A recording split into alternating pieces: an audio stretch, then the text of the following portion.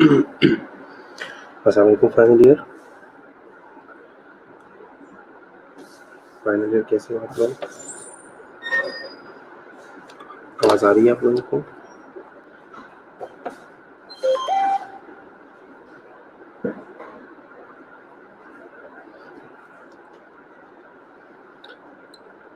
Finally आवाज़ आ रही है आप लोगों को?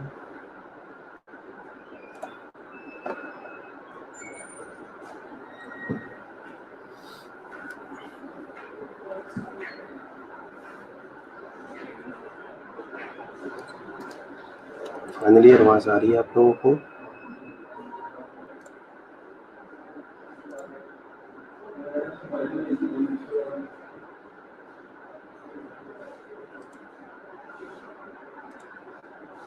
ठीक है, okay.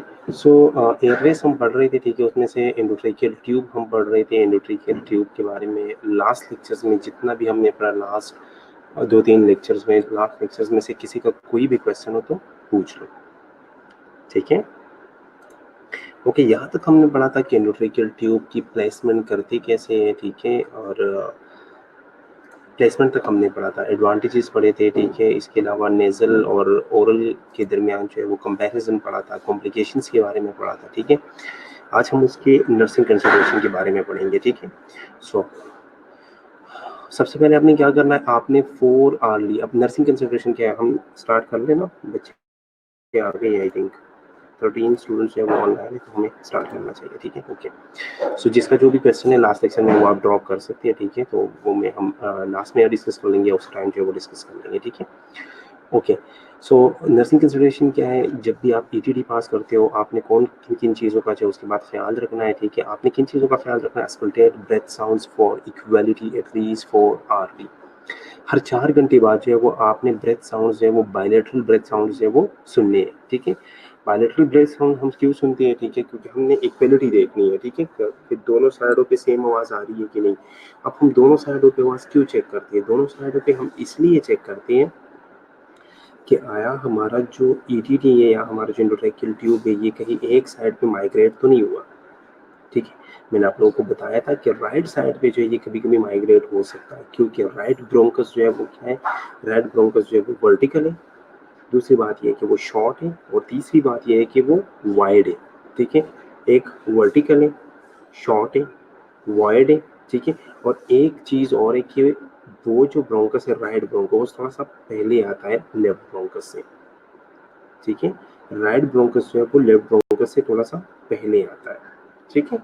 Okay, so after every 24 hour assess tube placement radiography के लिए, ठीक है। और हर 24 घंटे बाद जो है वो रेडियोग्राफी के लिए जो है वो हमें चेक करना चाहिए, एक्सरे के जरिए जो है हमें चेक करना चाहिए, ठीक है, कि आया स्टैंडर्ड यही है। लेकिन कोई जो है वो 24 आवर बाद जो है वो ऐसे रेडियोग्राफी के लिए जो है वो चेक नहीं करते। हाँ, मोस्टली जो है वो कुछ जगहों पे जो है ये जिस तरह हमारा आईसीयू है, मेडिकल आईसीयू, हमारे मेडिकल आईसीयू की ये रूटीन है, ठीक है। वहाँ का प्रोटोकॉल है कि हर सुबह, मतलब हर 24 घंटे बाद मॉर्निंग टाइम में जो है वो चेस्ट एक्सरे होता है, ठीक है। और चेस्ट एक्सरे में सारी चीज़ें जो है वो आप असेस कर सकते हो, ठीक है। सो हर 24 घंटे बाद जो है वो आपने ट्यूब प्लेसमेंट जो है वो रेडियोग्राफी के लिए जो है वो असेस करना है, ठीक है। The next one, monitor the cuff pressure with the manometer and minimal cuff leak technique work 6 to 8 our, ठीक है। आपने क्या चेक करना है, आपने कफ लीक जो है वो चेक करना है, ठीक है। इसके अलावा जो है वो कफ प्रेशर जो है वो मॉनिटर करना है, मानोमीटर ऊपर लगा के आपने कफ प्रेशर जो है वो चेक करना है हर 6 से 8 घंटे बाद कि आया ये जो हमारी ट्यूब है, ठीक है, वो उसकी प्लेसमेंट ठीक है कि नहीं है, इर्द गिर्द जो है वो कोई अडीमा वगैरह तो नहीं बना, ठीक है। ये सारी चीज़ें आपने चेक करनी है। The next one is educate patient to prevent extubation, ठीक है। एक्सटुबेशन के जरिए या एक्सटुबेशन के हवाले से आपने क्या करना, एक्सटुबेशन के हवाले से आपने पेशेंट को एजुकेट करना है, ठीक है। और ऐसे मेयर्स लेने हैं, ठीक है, ताकि पेशेंट जो है वो उस चीज़ को एक्सटुबेट ना करे, उस ट्यूब के एक्सटूब निकाले ना, ठीक है। और उनका कंफर्ट जो है वो भी इंश्योर हो, ठीक है, उनका कंफर्ट जो है वो भी इंश्योर हो, ठीक है। इसके अलावा जो है वो रिस्ट्रेन पेशेंट फिजिकली या फार्माकोलॉजिकली नीडेड, ठीक है। अगर ज़रूरत है तो आपने पेशेंट को फार्माकोलॉजिकली या फिजिकली जो है वो रिस्ट्रेन करना है, ठीक है। फिजिकली हम किस तरह रिस्ट्रेन करते हैं, हाथ वगैरह जो है वो बांध लेते हैं, ठीक है। और मैं क्या जो फार्माकोलॉजिकली आप किस तरह रिस्ट्रेन कर सकते हैं, आप जो है वो कोई मेडिसिन वगैरह दे देते हो, ठीक है। मेडिसिन दे के जो है वो आप उसे रिस्ट्रेन कर देते हो, ठीक है। तो इन चीज़ों का जो है वो हमने एडीडी के दौरान जो है वो ख्याल रखना है, ठीक है। फिर आपने किन किन चीज़ों का जो है वो केयर करना है इसके अलावा? बात नहीं आ रही?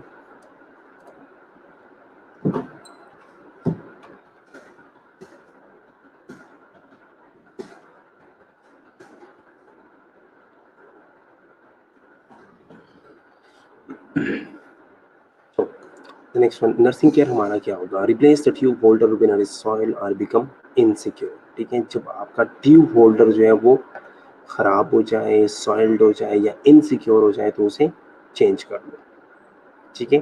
The next one, in orally intubated patient, change ETT from side to facilitate oral care and prevent pressure necrosis on lips, mouth and tongue। जिसको आपने ETT ओरली पास की है, ठीक है, ओरल कैविटी के थ्रू पास की है, उनकी ETT की प्लेसमेंट कहाँ पे होती है? हम ETT को कहाँ पे सिक्योर करते हैं? एक साइड पे करते हैं, या तो लेफ्ट साइड पे करते हैं या राइट साइड पे करते हैं, ठीक है। तो आपने क्या करना है, आपने जो है वो ETT की साइड जो है वो चेंज करनी है टाइम टू टाइम, ठीक है। अगर राइट साइड पे है तो आपने लेफ्ट साइड पे करनी है, अगर लेफ्ट साइड पे तो आपने राइट साइड पे करनी है। टाइम टू टाइम जब आप इसकी साइड चेंज करोगे तो एक तो ये होगा कि जो ओरल केयर उसे फैसिलिटेट, मतलब ओरल केयर मिलेगा उसे। और दूसरी बात क्या है? दूसरी बात ये है कि प्रेशर निक्रोसिस जो लिप्स के ऊपर है, जो माउथ के ऊपर है, जो टंग के ऊपर है, उससे प्रिवेंट होगा, ठीक है। पेशेंट को प्रेशर निक्रोसिस नहीं आएंगे, पेशेंट का ओरल हाइजीन जो है वो अच्छा रहेगा, ठीक है। Okay, the next one is before resecuring the tube, verify proper positioning by comparing the centimeter marking with the last radiographical documentation of position. जब भी आपने ट्यूब को रीसिक्योर करना हो, फॉर एग्जांपल आपने राइट साइड पे सिक्योर था, राइट साइड से आपने ओपन किया, ठीक है, आप लेफ्ट साइड पे उसे सिक्योर कर रहे हो, ठीक है, आपने सक्शनिंग की, आपने ओरल केयर दिया, ठीक है। अब आप जो है वो राइट साइड के बजाय जो है वो लेफ्ट साइड पे सिक्योर करने लगे हो, तो वहाँ पे जो उसके ऊपर जो सेंटीमीटर मार्किंग है ना, ट्यूब के ऊपर मार्किंग होती है, उन ट्यूब मार्किंग को आपने देखना है, उसको कंपेयर करना है। जिस टाइम पे आपने उसे पास किया था, जिस टाइम पे आपने रेडियोग्राफी के लिए जो है उसे वेरीफाई किया था, ठीक है, उसके साथ आपने क्या करना है, कंपेयर करना है कि आया मेरी ट्यूब की प्लेस जो है वो सही है कि नहीं है, सेंटीमीटर सही है कि नहीं है, मार्किंग सही है कि नहीं है। अगर मार्किंग ठीक नहीं है तो इसका मतलब है मार्किंग अगर आगे पीछे जा रही है तो इसका मतलब आपकी ट्यूब जो है वो आगे पीछे जा रही है, ठीक है। मार्किंग अगर आपको नजर आ रही है, ठीक है, ज्यादा हो रही है मार्किंग, तो आपको पता चलना चाहिए कि ट्यूब जो मेरी बाहर आ रही है, ठीक है। अगर मार्किंग गायब हो रही है, अंदर की तरफ जा रही है, तो इसका मतलब है कि ट्यूब जो है वो, क्योंकि ट्यूब की प्लेसमेंट कैरिना पॉइंट से 2 to 3 सेंटीमीटर अबव होना चाहिए, ठीक है। उसको हम कैरिना पॉइंट से 2 to 3 सेंटीमीटर अबव क्यों रखते हैं? इसलिए रखते हैं ताकि दोनों साइडों पे बायलेटरली जो है वो ठीक वेंटिलेशन हो, बायलेटरली इक्वली वेंटिलेशन हो, ठीक है। तो जब हम उसे जो है वो थोड़ा सा ऊपर रख, जब हम अगर वो नीचे चला जाता है तो फिर चांसेस ये, मोस्टली चांसेस ये होते हैं कि वो एक साइड पे जो है आपका ट्यूब माइग्रेट कर जाए, और मोस्टली किस साइड पे माइग्रेट होगा? राइट साइड पे। मोस्टली जो है वो राइट साइड पे माइग्रेट होता है, क्योंकि रीजंस मैंने आप लोगों को ऑलरेडी बताए हैं, ठीक है। जिसको नहीं पता वो भी एक दफ़ा सुन ले। क्योंकि राइट ब्रोंकस जो है वो वर्टिकल है, दूसरी बात वो शॉर्ट है, तीसरी बात वो वाइड है, और फोर्थ वन जो है वो, फोर्थ पॉइंट हमारे पास ये है कि वो थोड़ा सा लेफ्ट से थोड़ा सा ऊपर से जो शुरू होता है, ठीक है। ओके, इसके अलावा आप क्या दे सकते हैं? इसके अलावा आप ओरल बाइट ब्लॉक दे सकते हो, ठीक है। ओरल बाइट ब्लॉक अगर आप दे दो तो पेशेंट जो है वो ट्यूब को बाइट नहीं करेगा, ठीक है। लेकिन ओरल बाइट ब्लॉक रखने के बाद जो है वो हम क्या करते हैं, एक प्लास्टिक का एक डिवाइस आता है, ठीक है। उसके बाद हम क्या रखते हैं, एक रबड़ सा प्लास्टिक सा डिवाइस आता है, ठीक है। अब ओरल बाइट ब्लॉक के साथ जो है वो आपने ओरल हाइजीन का जो है वो ख्याल रखना है, ठीक है। ओरल हाइजीन जो है वो आपने फ्रीक्वेंटली जो है वो देनी है, ठीक है। इसके अलावा अब आपने ईटीटी डाल दी, ठीक है। ईटीटी के इक्विपमेंट्स का पता चल गया, उसके इंडिकेशंस का पता चल गया, उसकी कंसिडरेशन और सारी चीज़ें पता चल गई है, ठीक है। अब आपने पेशेंट को एक्सटूबेट करना है, ठीक है। पेशेंट को आपने एक्सटूबेट करना है, ठीक है। आपने ईटीटी जो है वो निकालनी है, तो आप क्या करोगे? अब आपने क्या करना है, the patient must be able to maintain his own airways evidence by his or her conscious in the presence of communicate reflexes. Extubation से पहले आपने चेक करने कि आया पेशेंट अपना एयरवे मेंटेन कर भी रहा है कि नहीं कर रहा। ये आपको कैसे पता चलेगा? ये आपको उसके कॉन्शियस लेवल से पता चलेगा। अगर पेशेंट जो है वो सही है, कॉन्शियस है, ठीक है, उसका गेग रिफ्लेक्स आ रहा है, उसका कफ रिफ्लेक्स आ रहा है, तो इसका मतलब पेशेंट जो है वो अपना एयरवे मेंटेन कर रहा है। ठीक है। The next one is the cuff leak test should be perform before extubation. ठीक है, एक्सटुबेशन से पहले आपने कफ लीक टेस्ट कराना है। ठीक है, आपने जो है वो कफ लीक टेस्ट कराना। अब कफ लीक टेस्ट हम किस तरह कर रहे थे? कफ लीक टेस्ट आप इस तरह करोगे, सबसे पहले आपने सक्शनिंग करनी, ओरोफेरिंक्स की सक्शनिंग करो। ठीक है, जो ट्यूब का कप है वो डीफ्लेट करो आराम से। जब आप उसे डीफ्लेट करते हो तो एंडोट्रेकियल ट्यूब की इर्द गिर्द जो एरिया है वो थोड़ी सी खाली जगह रह जाएगी। ठीक है, इधर देखिए आप, मैं आप लोगों को इस चीज़ को समझा दूँ। कफ लीक टेस्ट, ये आपकी ईटीटी पड़ी है। ठीक है, ये हमारी ईटीटी पड़ी है, ये ईटीटी की ओपनिंग है। ठीक है, यहाँ पे ओपनिंग के साथ ही जो है वो एक बैलून पड़ा होता है। ठीक है, बैलून होता है, वो बैलून जो है वो इन्फ्लेट होता है। ठीक है, ये बैलून इन्फ्लेट है, ये हमारा ट्रेकिया है। ठीक है, ये बैलून इधर तक इन्फ्लेट है। ठीक है, तो अब इसमें से एयर नहीं निकलता, जो भी एयर एक्सपायर होता है वो टोटली जो है वो ईडीटी के थ्रू जो है वो बाहर निकलता है। ठीक है, क्योंकि यहाँ पे इस बैलून ने जो इस एरिया को अपलोड किया है। ठीक है, अब आपने क्या करना है, आपने इस बैलून को डीप्लेट करना है। ठीक है, जब आप इस बैलून को डीप्लेट कर लोगे ना तो यहाँ पे एरिया जो है वो बच जाएगा। ठीक है, यहाँ पे एरिया जो है ये बच जाएगा। ठीक है, ये एरिया बच जाएगा। अब आपने इसको डीप्लेट किया, डीप्लेट करके आपने चेक करना है कि आया एक्सपिरेशन के थ्रू यहाँ से एयर निकल रहा है कि नहीं निकल रहा, आया यहाँ से एयर निकल रहा है कि नहीं निकल रहा। ठीक है, अगर एरिया यहाँ से अगर एयर यहाँ से जो है वो निकल रहा है, ठीक है, या एयर यहाँ से अंदर जा रहा है, तो इसका मतलब है पेशेंट का एयरवे जो है वो ठीक है। ठीक है, कोई वो वहाँ पे कोई अडीमा नहीं है।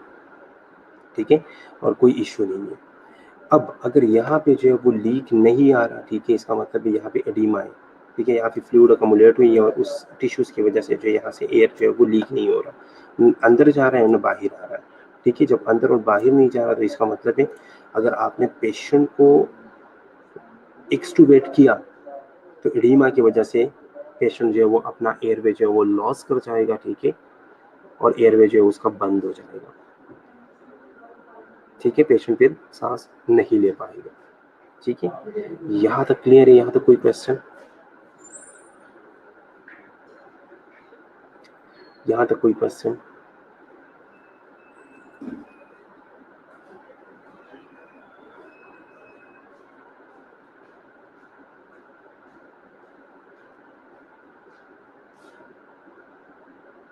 ओके,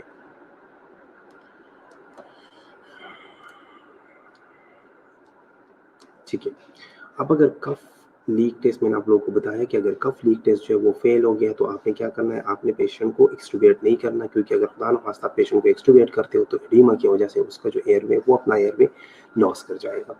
ठीक है, सो आपने करना क्या है, अब कफ लीक टेस्ट जो है वो फेल हो गया, आपने क्या करना है, आपने उस एडीमा को रिड्यूस करने के लिए 24 टू 48 आवर्स के लिए आपने कॉर्टिकोस्टेरॉइड्स देने हैं। ठीक है, आपने कॉर्टिकोस्टेरॉइड्स देने और साथ साथ जो है वो रीअसेस करना है कफ टेस्ट को। ठीक है, 24 टू 48 आवर के लिए आपने क्या करना है, कॉर्टिकोस्टेरॉइड्स देने। तो कॉर्टिकोस्टेरॉइड्स के एक्शन की वजह से एडीमा जो है वो रिड्यूस हो जाएगा। जब एडीमा रिड्यूस हो जाए, वो ठीक हो जाए, ठीक है, फिर आपने दोबारा कफ लीक टेस्ट कराना है। कफ लीक टेस्ट अगर पास हो जाता है तो आपने फिर जो है वो एक्सट्यूबेट करना है। ठीक है, इसके अलावा जो आप डायरेक्टली भी देख सकते हो ब्रोंकोस्कोप से, जो हम लेरिंजोस्कोप और ब्रोंकोस्कोप यूज़ करते हैं। ठीक है, उससे जो है आप डायरेक्टली भी देख सकते हो। ठीक है, लेरिंजोस्कोप से तो हेयर नज़र नहीं आ रहा, ब्रोंकोस्कोप से नज़र आएगा, क्योंकि लेरिंजोस्कोप की ब्लेड जो है वो इतने जो है वो लेंथ ही नहीं होती। ठीक है, कि हमें जो है वो ट्रे के अंदर तक नज़र आ जाए। ठीक है, सो आपने ब्रोंकोस्कोप के ज़रिए जो है वो चेक करना है एक एक्सट्यूबेशन से पहले, क्या एडिमा जो है वो रिजॉल्व हुआ है कि नहीं। ठीक है, नेक्स्ट आपने तब तक जो है वो पेशेंट को एक्सट्यूबेट नहीं करना जब तक आपके पास कोई क्वालिफाइड पर्सन ना हो। ठीक है, आपने तब तक पेशेंट को एक्सट्यूबेट नहीं करना जब तक आपके पास ऐसा बंदा मौजूद ना हो जो अगर खुदा ना खास्ता डायरेक्टली जो है उसी टाइम ऑन द स्पॉट जो उसे ज़रूरत पड़े दोबारा से री इंटूबेट करने की, तो वो जो है उसे री इंटूबेट करे पेशेंट को। ठीक है, सो आपने कभी भी क्वालिफाइड पर्सन के बगैर जो है वो एक्सट्यूबेट नहीं करना, क्योंकि कभी कभार कुछ पेशेंट्स ऐसे होते हैं जो कि वो एक्सट्यूबेशन को टॉलरेट नहीं करते, तो उसी टाइम दोबारा जो है उन्हें जो है वो इंटूबेट करना पड़ता है। ठीक है, नेक्स्ट अगर कोई भी इशू हुआ तो आपके पास जो है वो MRB बैग, मास्क वगैरह सारी चीज़ें जो है वो बेड साइड पे होनी चाहिए, ठीक है, ताकि अगर इशू आता है तो आप पेशेंट को उसी टाइम पे मैनुअली जो है वो रिससिटेट कर लो, ठीक है। ओके, आपने करना क्या है, आप एक्सट्यूबेशन, ये एक्सट्यूबेशन से पहले का सारे एक्सट्यूबेशन से पहले की कहानी थी कि एक्सट्यूबेशन से पहले आपने किन किन चीज़ों का ख्याल रखना है, किन किन चीज़ों को देखना है। अब आपने पेशेंट को एक्सट्यूबेट करना है, ठीक है, पेशेंट को प्रोसीजर एक्सप्लेन कर लो, पेशेंट को प्रिपेयर करो, ठीक है। एंडोट्रेकियल ट्यूब को जो है वो एंडोट्रेकियल ट्यूब और पोस्टीरियर ओरोफेरिंक्स वगैरह की सबकी सक्शनिंग कर लो, ठीक है। एंडोट्रेकियल ट्यूब का जो होल्डर है, होल्डर को लूज कर लो, होल्डर ओपन कर लो, ठीक है, और कफ को डीप्लेट कर लो, ठीक है। पेशेंट को आपने कहना है कि आप कफ करो, ठीक है, और जिस टाइम पे पेशेंट कफ करेगा उसी टाइम पे आपने क्विकली जो है वो एंडोट्रेकियल ट्यूब जो है वो बाहर निकालना है, जिस तरह हम एनजी निकालते हैं, ठीक है। एनजी तो हम वैसे ही मोस्टली जो है वो लंबी सांस के साथ निकाल देते हैं, हम पेशेंट कहते हैं कि लंबा सांस लो और हम निकाल देते हैं, लेकिन इसमें क्या करना है, इसमें पेशेंट को आपने कहना है कि कफ करो, वो जैसे पेशेंट कफ करेगा ना, कफ के साथ आपने क्विकली जो है वो एंडोट्रेकियल ट्यूब जो है वो रिमूव करना है, ठीक है। जैसे आप रिमूव करते हो उसके बाद आपने पेशेंट को जो है पेशेंट की माउथ को जो है वो पेशेंट की माउथ की सक्शनिंग करनी है, ओरल सक्शनिंग करनी है, और ओरल सक्शनिंग के बाद इमीडिएटली आपने उसे ऑक्सीजन देना है, क्योंकि अभी जो है वो आपने ईडीटी जो है वो रिमूव की, ठीक है, तो थोड़ी देर के लिए आपने उसे ऑक्सीजन देना है, ठीक है। सो हमने उसी टाइम जो ऑन द स्पॉट ऑक्सीजन देने, ठीक है, ताकि पेशेंट जो है उसके साथ कंपनसेट कर जाए, ठीक है, और फिर आराम आराम से उसकी कंडीशन को देख के ऑक्सीजन को हम नीचे लेके आते हैं, ठीक है। साथ साथ आपने पेशेंट को इवेल्युएट करना है, साथ साथ आपने पेशेंट को इवेल्युएट करना है कि आया पेशेंट एक्सटुबेशन को टॉलरेट कर भी रहा है कि नहीं कर रहा, ठीक है, एक्सटुबेशन को टॉलरेट कर रहा है कि नहीं कर रहा, ठीक है। आपने किन किन, अगर पेशेंट जो है वो टॉलरेट नहीं कर रहा तो उसके कुछ इमीडिएट साइन सिम्टम्स आएंगे, डिस्ट्रेस के साइन सिम्टम्स आएंगे, पेशेंट की स्ट्राइडर्स शुरू हो जाएंगे, पेशेंट जो है वो डिज्निया में चला जाएगा, पेशेंट का सैचुरेशन लेवल जो है वो नीचे आएगा, ठीक है। अगर डिस्ट्रेस आ रहा है तो उसी टाइम आपने 100% FiO2 देना है और साथ में एफिनेफ्रिन देनी है, ठीक है। इसके अलावा अगर ये इंटरवेंशन जो है ये फेल हो जाए तो आपने इमीडिएटली जो है वो पेशेंट को री इंट्यूबेट करना है, ठीक है।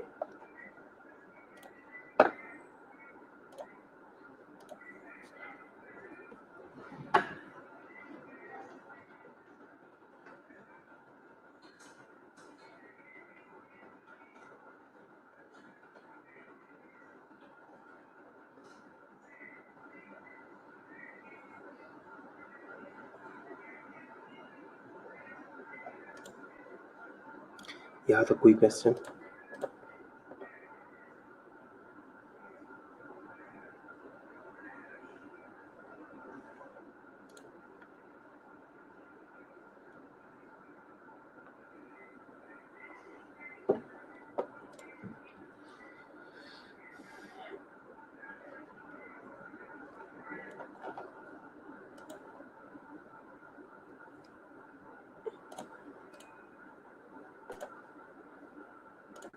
यहाँ तक किसी का कोई क्वेश्चन है तो पूछ लो।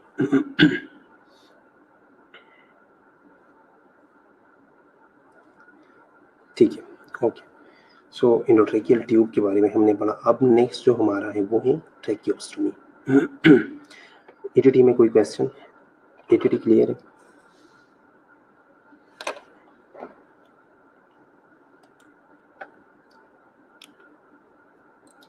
ठीक है, कफ लीक टेस्ट में रिपीट कर लूँगा और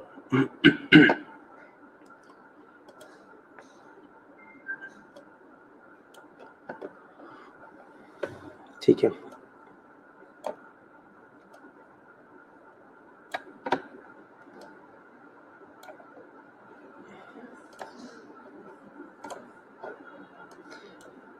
कफ लीक टेस्ट में रिपीट कर रहा हूँ, ठीक है।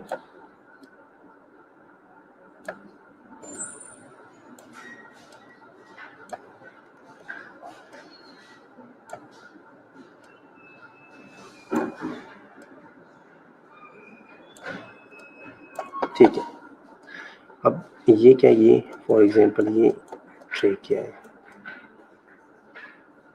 ट्रेकिया है, ठीक है।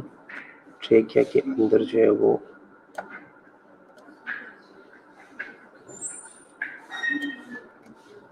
ETT पड़ी है, ठीक है। अब ETT की एंड पे यहाँ पे जो है वो एक बैलून होता है, ठीक है, ईटीटी के एंड पे बैलून होता है जिसको हमने इन्फ्लेट किया है। बैलून को इन्फ्लेट क्यों किया है? ताकि पेशेंट का जो ईटीटी है वो बाहर ना आए, ठीक है। ये क्या है? ये ईटीटी है, ठीक है, ताकि ईटीटी जो है वो बाहर ना आए, ठीक है। अब आपने क्या करना है? कफ लीक टेस्ट करना है। कफ लीक टेस्ट में हम क्या कर लेते हैं?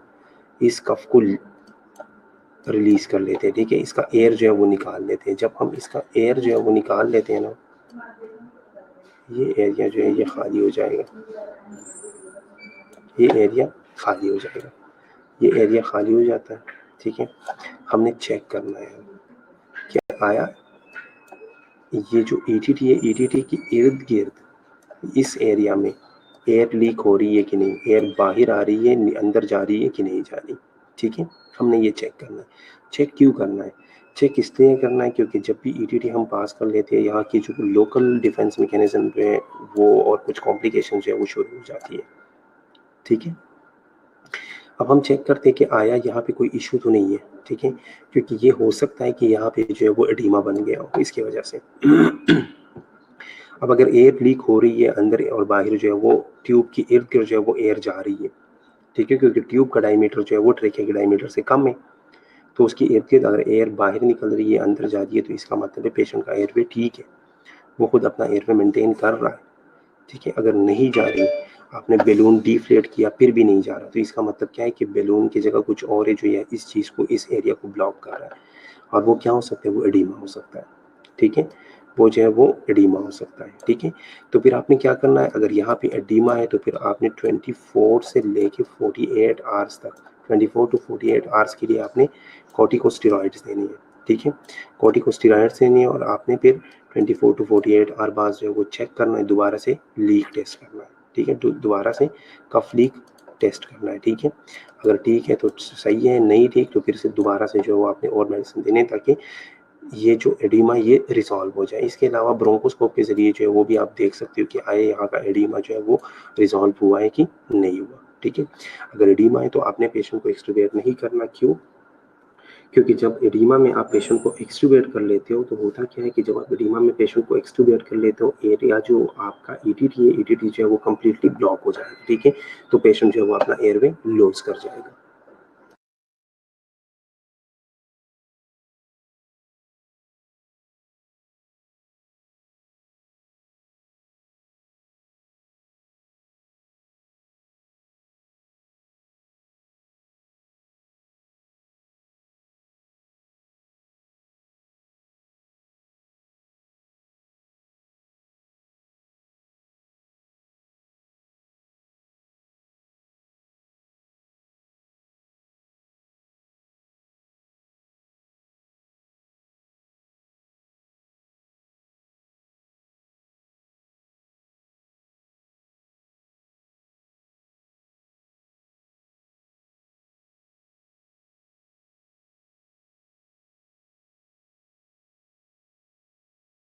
ओके, सो इस चीज़ की समझ आ गई अब?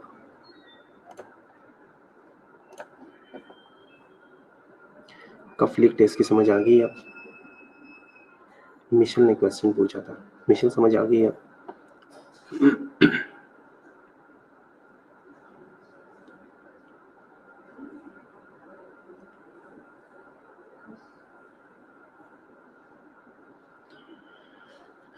ठीक है, the next one is tracheostomy. Tracheostomy क्या है? Tracheostomy is a tube inserted directly into the trachea through a stoma made in the neck, performed in the operating room or at bedside using a percutaneous progressive dilation technique. ठीक है, tracheostomy क्या है? Tracheostomy एक ऐसा procedure है जिसमें हम tube पास करते हैं डायरेक्टली ट्रेकिया के अंदर। हम क्या करते हैं? ट्रेकिया के अंदर जो है वो हम एक स्टोमा बना लेते हैं, ठीक है, और उस स्टोमा के ज़रिए जो है वो हम ईटीटी नहीं, ईटीटी नहीं, सॉरी, ट्रेकियोस्टोमी ट्यूब जो है वो प्लेस कर लेते हैं। ये प्रोसीजर जो है ये हम ऑपरेटिंग रूम में भी कर सकते हैं और ये प्रोसीजर जो है वो हम बेड साइड पे भी कर सकते हैं परक्यूटेशन डायलेशन की टेक्निक के ज़रिए। परक्यूटेशन डायलेशन टेक्निक क्या है कि हम एक कट लगा लेते हैं, ठीक है, और डायलेटर्स लगा लेते हैं, दोनों साइडों को डायलेट कर लेते हैं, ठीक है, और ट्यूब जो है वो प्लेस कर लेते हैं, ठीक है। ये आप लोग देख लें, ये ईटीटी है, ईटीटी नहीं, सॉरी, ट्रेकियोस्टोमी है, ठीक है। ये आप लोग देख लीजिए क्या है, ये ट्रेकियोस्टोमी है, ठीक है। इर्द गिर्द जो ये क्या है, ये ट्रेकियोस्टोमी होल्डर है, ठीक है। ट्रेकियोस्टोमी को यहाँ से होल्ड किया गया है, ठीक है। इसके साथ इधर जो है एक बटरफ्लाई टाइप जो है वो बना होता है, ठीक है, जिसके साथ ये होल्डर जो है वो हम अटैच कर लेते हैं और इसको टाई कर लेते हैं, ठीक है। इधर से आप लोग देख लें, ये क्या है, यहाँ तक जो है इसकी लेंथ इतनी होती है बस, क्योंकि इसने सबक्यूटेनियस टिश्यूज को पास करके यहाँ से स्किन से पास होके, इसका सबक्यूटेनियस टिश्यू से पास होके इसने ट्रेकिया के अंदर प्लेस होना होता है, ठीक है। और इसका भी एक बलून होता है जिसको हम इन्फ्लेट कर लेते हैं ताकि ये बाहर ना निकल जाए, ठीक है। ये क्या है, ये ट्रेकियोस्टोमी है। अब ट्रेकियोस्टोमी की ज़रूरत क्यों पड़ी, ठीक है। ट्रेकियोस्टोमी पर्सन मूव कर सकता है, इसलिए किस स्टेप लेना पड़ता है, मूव कर सकता है। ईटीटी ट्रेकियोस्टोमी के कुछ फ़ायदे हैं। ट्रेकियोस्टोमी के साथ पर्सन जो है वो मूव कर सकता है, पर्सन जो है वो बोल सकता है, थोड़ा-सा कंफर्टेबल रहता है, ठीक है। ओरल फीड भी जो है वो कुछ हद तक जो है वो ले सकता है। इसके काफ़ी फ़ायदे हैं, ठीक है। सो इसकी वजह, इसके साथ जो है वो पेशेंट का कंफर्ट लेवल जो है वो थोड़ा बेहतर होता है, क्योंकि ये इधर ही होती है, ठीक है। तो थोड़ा-सा वो कंफर्टेबल रहता है, ठीक है। मुँह के अंदर जो है वो नहीं होता, ठीक है। तो थोड़ा-सा वो कंफर्टेबल रहता है, ठीक है। वो बोल भी सकता है, ठीक है, और पॉसिबल है कि वो ओरल फीड भी ले ले, ठीक है। इसके अलावा जो है वो tracheostomy tube is the preferred way of the patient requiring long term ventilation. अगर पेशेंट को आपने लॉन्ग टर्म वेंटिलेशन के ऊपर डालना है तो ट्रेकियोस्टोमी जो है ये बेस्ट तरीका है, ट्रेकियोस्टोमी कर लो, ठीक है। इसके अलावा जो है वो current practice promote early tracheostomy. Current practices ये कह रही हैं कि अर्ली जो है वो ट्रेकियोस्टोमी कर लो, जितनी जल्दी आप ट्रेकियोस्टोमी करोगे उतनी जल्दी जो है वो पेशेंट जो है वो अर्ली जो है वो वीन होगा, पेशेंट जो है वो अर्ली वीन अप होगा, ठीक है। अब इंडिकेशंस क्या है, किन किन चीज़ों को देख के हमने जो है वो ट्रेकियोस्टोमी करनी है, ठीक है। तो कुछ चीज़ें, लॉन्ग टर्म वेंटिलेशन, ठीक है। अगर पेशेंट को लॉन्ग टर्म वेंटिलेशन की ज़रूरत हो तो आपने क्या करना है, आपने ट्रेकियोस्टोमी करनी है, ठीक है। इसके अलावा जो है अगर अपर एयरवे जो है वो ऑब्स्ट्रक्ट हो, ठीक है, अपर एयरवे जो है वो अगर ऑब्स्ट्रक्ट हो तो आप जो है वो ट्रेकियोस्टोमी करोगे, ठीक है। इसके अलावा एयरवे के अंदर एडीमा है, ठीक है, एयरवे के अंदर एडीमा है, आप जो है वो दूसरा ट्यूब जो है वो पास नहीं कर सकती, ईटीटी जो है वो पास नहीं कर सकती, तो आपको ट्रेकियोस्टोमी करनी पड़नी है। मल्टीपल टाइम जो है वो आपने ट्राई किया, मल्टीपल टाइम जो है वो आपने अटेम्प्ट किया कि ईटीटी जो है वो आप पास कर लो, लेकिन ईटीटी जो है वो आपसे पास नहीं हो रही, तो आपने क्या करना है, आपने ट्रेकियोस्टोमी करनी है, ठीक है। इसके अलावा जो है वो कॉम्प्लिकेशंस है, ठीक है। कॉम्प्लिकेशंस आप एंडोट्रेकियल ट्यूब इंट्यूबेशन, ठीक है। ईटीटी आपने पास की, ईटीटी की वजह से जो है वो कॉम्प्लिकेशंस आ रही थी, ईटीटी की वजह से कॉम्प्लिकेशन की वजह से जो है वो आपने ट्रेकियोस्टोमी करनी है, ठीक है। इसके अलावा जो है वो प्रोटेक्टिव रिफ्लेक्सेस नहीं आ रही, ठीक है। पेशेंट को कोई रिफ्लेक्स ही नहीं आ रहा, गैग रिफ्लेक्स नहीं है, ठीक है, उसका कफ रिफ्लेक्स नहीं है, ठीक है। तो उस चीज, अगर आपकी रिफ्लेक्सिव जो आपकी प्रोटेक्टिव रिफ्लेक्सेस अगर वो एब्सेंट है तो आपने ट्रेकियोस्टोमी करनी है, ठीक है। इसके अलावा condition in which endotracheal tube intubation is not possible, ऐसी कोई कंडीशन है जिसके बेस पे, जिसको देख के जो ईटीटी जो है वो पास करनी पॉसिबल ही नहीं है। कोई फेशियल ट्रॉमा है, कोई सर्वाइकल फ्रैक्चर है, ठीक है, जिसकी वजह से आप ईटीटी पास नहीं कर सकते, तो ट्रेकोस्टोमी करनी है।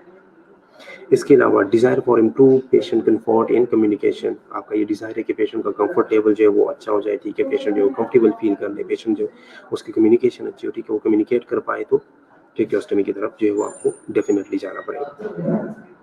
और ये जो लास्ट पॉइंट है मैंने ऑलरेडी आपको बताया कि अगर लॉन्ग टर्म वेंटिलेशन है, ठीक है, लॉन्ग टर्म के लिए जो आपने एयरवे को मैनेज करना है, लॉन्ग टर्म के लिए आपने सिक्रीशंस को मैनेज करना है, तो ट्रेकियोस्टोमी की तरफ जाना पड़ेगा, ठीक है। इसके अलावा इक्विपमेंट्स, ट्रेकियोस्टोमी के लिए कौन कौन से इक्विपमेंट्स जो है वो चाहिए आपको, ठीक है। ट्रेकियोस्टोमी के लिए किन किन इक्विपमेंट्स की जो है वो ज़रूरत पड़ेगी आपको।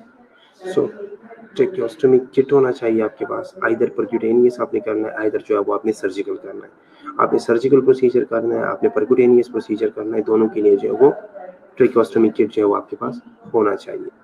इसके अलावा जो वो आप, ये एक सर्जिकल प्रोसीजर है, ठीक है, स्टर्ल प्रोसीजर है, तो स्टर्ल प्रोसीजर के लिए आपको सर्जिकल ड्रेप्स होनी चाहिए, टॉवल्स की ज़रूरत है, गाउन, ग्लव्स, सुचर्स, सब चीज़ों की जो है वो आपको ज़रूरत पड़ेगी, ठीक है। इक्विपमेंट्स प्रिपेयर करो, एंटीसेप्टिक सोल्यूशन की ज़रूरत होगी, ठीक है, एंटीसेप्टिक एप्लीकेशन या सोल्यूशन की आपको ज़रूरत पड़ेगी। इसके अलावा सक्शन सेटअप होना चाहिए आपके पास। करेक्ट साइज की ट्रेकियोस्टोमी ट्यूब होनी चाहिए, ठीक है। 8.0 जो है वो हम मोस्टली एडल्ट्स के लिए जो वो यूज़ करते हैं।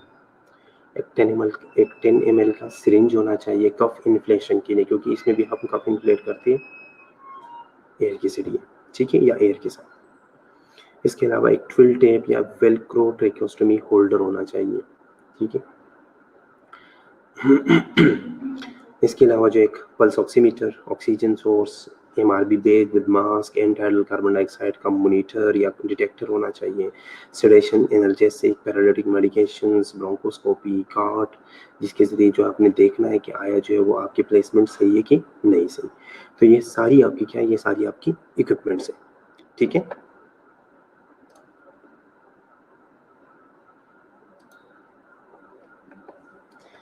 ये आप लोग देख लो एक दफ़ा। ये देखिए, ये ईटीटी का आउटर कैनोला है, ठीक है। ये जो इस तरह एक बटरफ्लाई शेप जो है ये नेक के ऊपर जो है वो प्लेस हो जाता है, ठीक है। उसके साथ जो है वो हम उसे होल्ड कर लेते हैं, ठीक है। ये अंदर जो है ये ट्रेकियोस्टोमी है, ठीक है। ये ट्रेकियोस्टोमी का कप बना हुआ है, ठीक है। ये जो है ये ट्यूब इन्फ्लेट करने के लिए डिवाइस है, ठीक है। इनर कैनोला ये है, ठीक है। और ये एब्चुरेटर है, ठीक है, जो अंदर आपने प्लेस करना है, ठीक है। तो ये इसके पार्ट्स होते हैं, ठीक है, कंप्लीट पार्ट्स होते हैं इसके।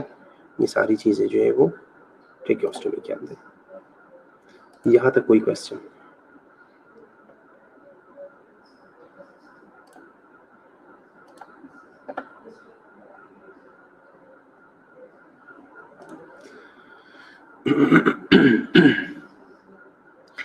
इनमें से एक क्वेश्चन जो है वो मस्ट आता है, ठीक है।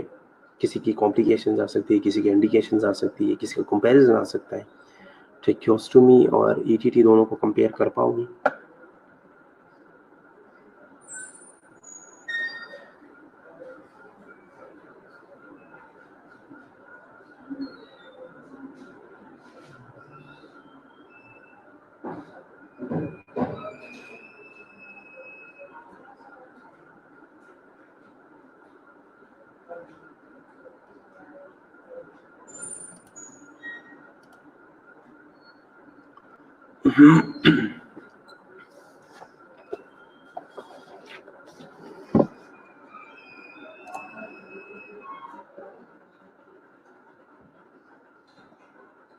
इंशाल्लाह मुझे पता है आप लोग प्रिपेयर कर लोगे।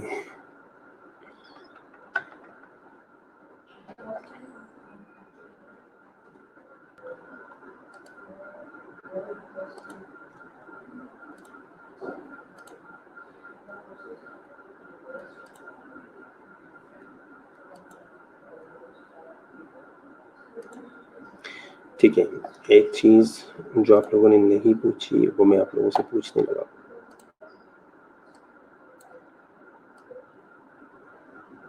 क्यों देते हैं रेसिमिक एपिनेफ्रीन? एपिनेफ्रीन क्यों देते हैं यहाँ पे?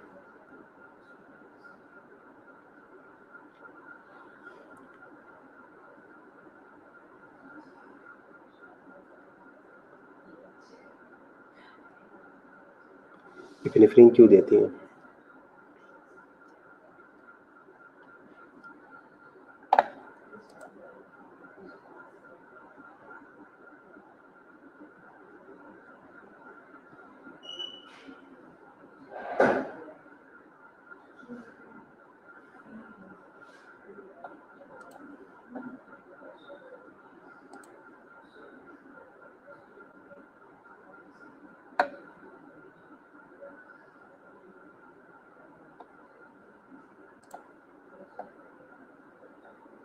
एनीवन? एपिनेफ्रीन हम क्यों देते हैं?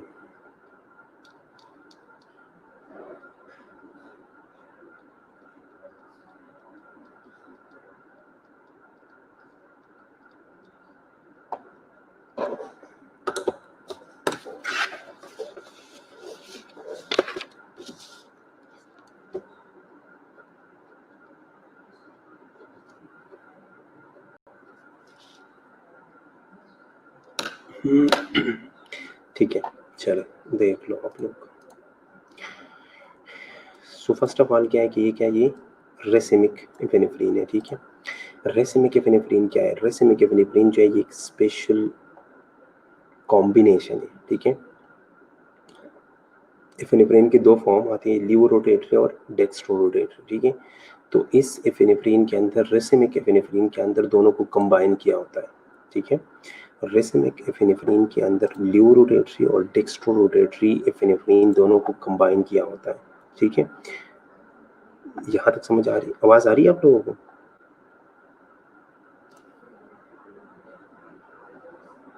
फाइनल ईयर आवाज आ रही है?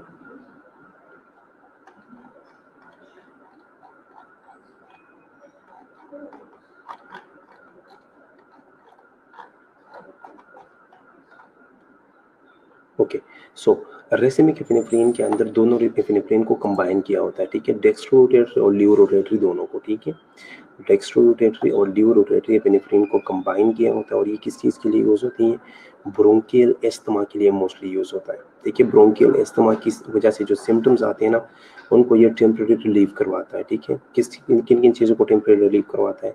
शॉर्टनेस ऑफ ब्रेथ को, चेस्ट टायर्डनेस हो, ठीक है, वीजिंग आ रही है, चेस्ट जो है वो आपकी टाइट हो रही है, ठीक है, या इसके अलावा जो है वो शॉर्टनेस ऑफ ब्रेथ हो रहा है, ठीक है।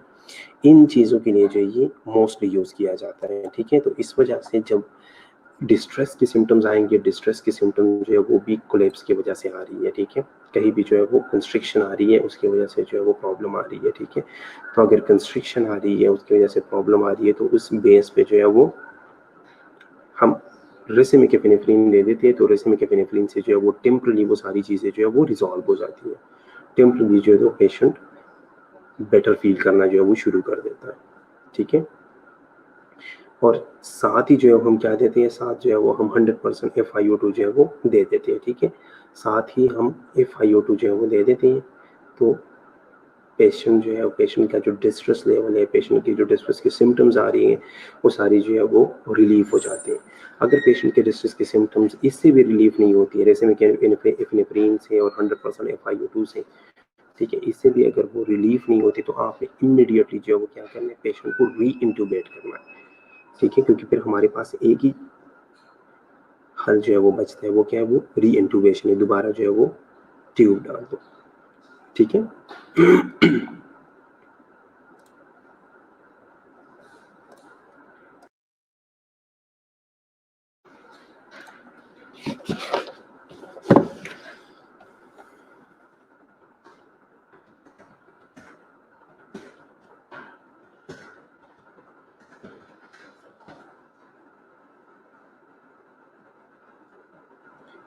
सबको वॉइस इशू है?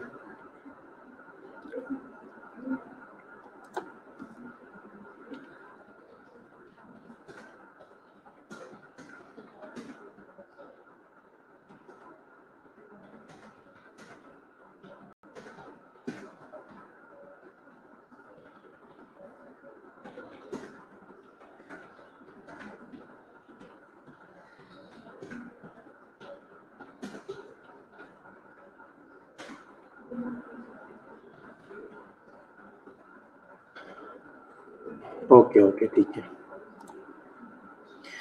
जिन जिन बच्चों को इशू है ना, जिसको समझ नहीं आई, जिसको जहाँ से समझ नहीं आई ना, वो पूछ लो, मैं उनके लिए दोबारा रिपीट कर लेता हूँ। जिनको इशू आ रहा है ना, जिनको समझ नहीं आई, मैं उनके लिए दोबारा रिपीट कर लेता हूँ।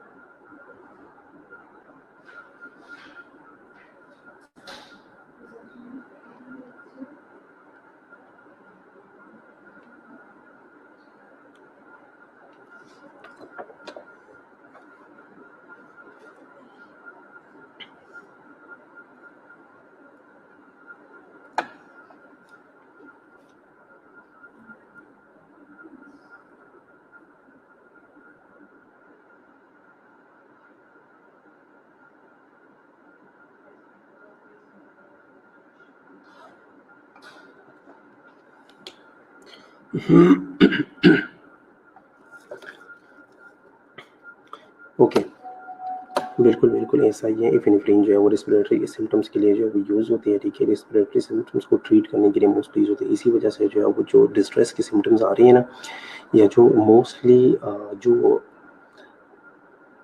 अस्थमा के अंदर जो सिम्पटम्स आ रहे हैं उसमें हम स्पेशली जो है वो रेसिमिक एफिनेफ्रिन जो है वो दे देते हैं, ठीक है? ये रेसिमिक एफिनेफ्रिन जो है ये कॉम्बिनेशन है लीवोरोटेटरी का और डेक्स्ट्रोरोटेटरी का, ठीक है? तो इन सिम्पटम्स को ट्रीट करने के लिए जो वो टेम्परेरी ट्रीट करने के लिए हम ये दे देते हैं, ठीक है?